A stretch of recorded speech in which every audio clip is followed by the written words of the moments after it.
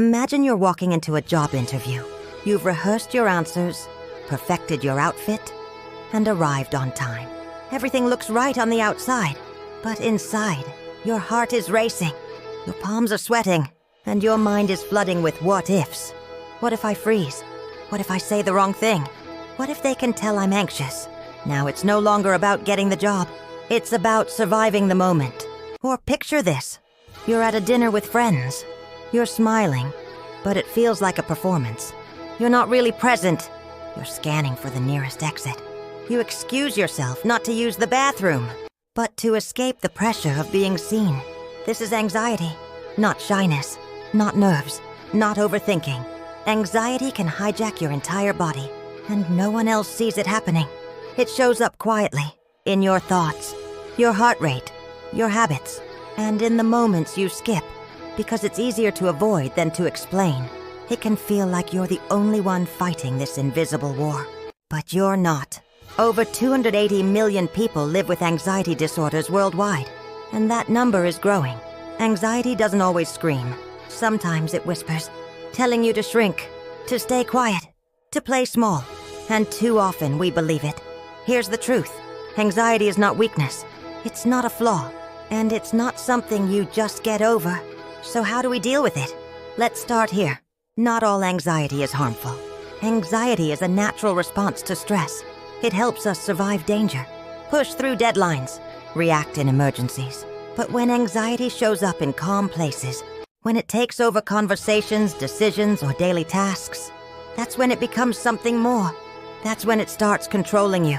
And that's when it's time to take control back. Here are 3 ways to start reclaiming your peace. First, let go of perfect. You don't need to wait for the right moment. You don't need to feel ready. Start anyway. Take the class. Send the message. Apply for the job. Do it scared. Do it messy. Just do it. Anxiety feeds on delay, but action shrinks anxiety's voice. Done is better than perfect. Messy progress is still progress. And when you move, even with fear, you teach your mind that fear doesn't get to make all the rules. Second, talk to yourself like someone you love. Anxiety often comes with harsh self-talk. You're awkward. You messed up again. Everyone noticed.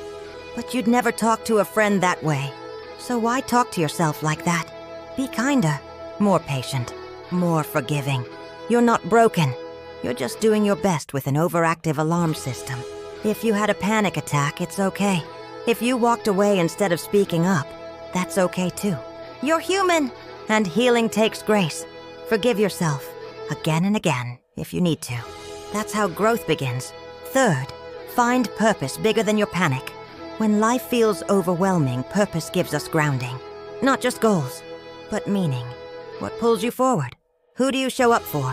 What message are you here to share?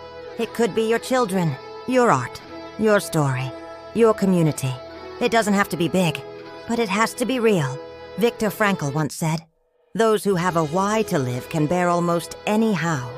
Anxiety may not disappear overnight, but you can rise through it. You can live with it, and you can still build something beautiful through the noise. You don't have to wait to be fearless. Just start with courage, even if it's shaky, even if your voice trembles, even if your hands shake. Because starting anyway, that's how you take your power back. You're not behind. You're building. You're not lost. You're learning.